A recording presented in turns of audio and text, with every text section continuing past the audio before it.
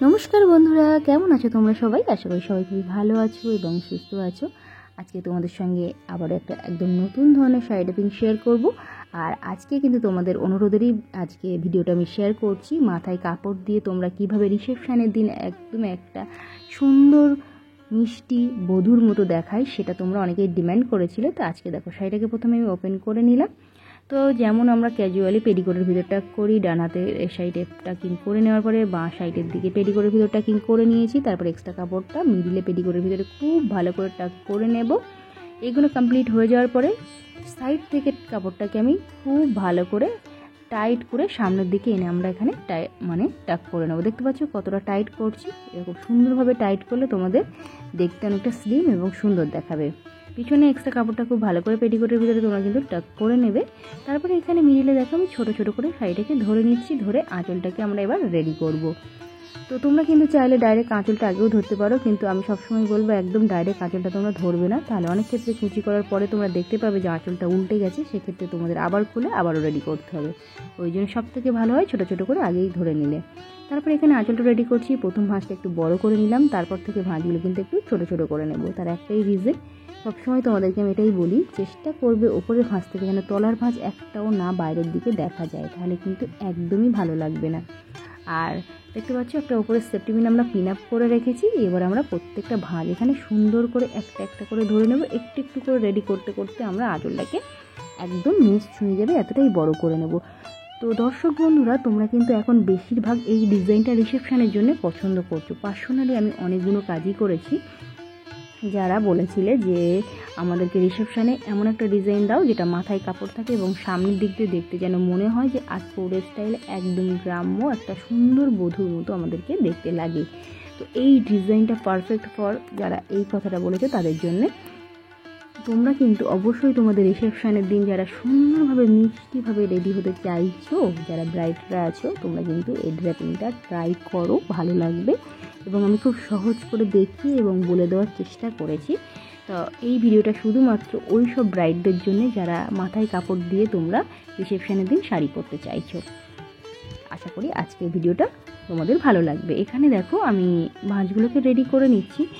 আর এটাও আমি সবসময় মাথায় রাখি, ওপরে ভাঁজ থেকে যেন কোনো ভাঁজ বাইরের দিকে না দেখা যায়, সেটা কিন্তু মাথায় রেখে আমি মিডিলের ভাঁজগুলো ছোটো ছোটো করে রেডি করি। একটু ভাঁজ রেডি করার পরেই তোমরা কিন্তু এখানে তারপর থেকে ভাঁজগুলো ধরতে পারবে, তার কারণ এখানে মাপটা চলে আসে, সেই জন্য তোমাদের বুঝতে বা ধরতে সুবিধা। একটু রেডি হয়ে যাওয়ার পরে পরপর ভাঁজগুলো কিন্তু তোমাদের ধরতে কোনো অসুবিধা হয় না। আর অবশ্যই কিন্তু হাত দিয়ে চেপে নেবে, তাহলে ফোলা ভাবটা চলে যাবে এবং ভাঁজগুলো সুন্দরভাবে সেট হয়ে এখানে বসে থাকবে। অবশ্যই এটা কিন্তু তোমরা ঠিকঠাক করে নিও। বারবার যতটুকুই রেডি করছো ততটুকুই হাত দিয়ে চেপে নাও, এবং যদি তোমাদের অসুবিধা মনে হয় তাহলে অবশ্যই একটা সেফটি পিন বা হেয়ার ক্লেচার এখানে কিন্তু আটকে রাখতে পারো, সেক্ষেত্রে কোনো অসুবিধা হবে না। যারা একদম নতুন শাড়ি পরছো, বিগিনার্স আছো, তোমাদের জন্যই বললাম, তোমরা কিন্তু যতটুকু রেডি করছো ততটুকু করে একটা একটা করে সেফটি পিন এখানে পিন আপ করে রাখো, তোমাদের খুবই হেল্প হবে। তো এখানে আমি কিন্তু ভাঁজগুলো সুন্দরভাবে রেডি করে নিচ্ছি, যত সময় না পিছনে আমাদের শাড়িটা একদম নেস ছুঁয়ে যাচ্ছে।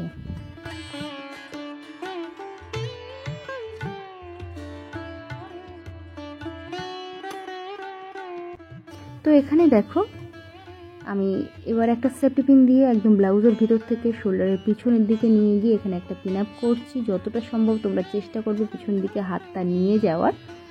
আর তারপরে এখানে দেখো আমি পিছন দিকে মেপে নিলাম যে এতটা শাড়ি আমাকে ছেড়ে রেখে তারপরে কিন্তু আমাদের কুঁচিটা রেডি করতে হবে।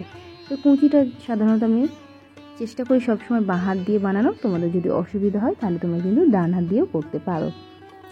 তোমার প্রিয় দর্শক বন্ধুরা, আশা করি আজকের ভিডিওটা তোমাদের ভালো লাগবে। যদি বুঝতে কোনো জায়গায় কোনো ধরনের কোনো অসুবিধা হয় অবশ্যই আমাকে কমেন্ট করো। আমি নেক্সট ভিডিওতে আবারও ভালো করে বুঝিয়ে বলে দেওয়ার চেষ্টা করব, যাতে করে তোমাদের কোনো ধরনের কোনো অসুবিধা না হয়। আর কুচির ক্ষেত্রে সবসময় কিন্তু মাথায় রাখবে, প্রত্যেকটা কুচি হয়ে গেলে লাস্ট যে কুচিটা আমরা করব তার ক্লিপটা কিন্তু আমরা একটু বড় রাখবো।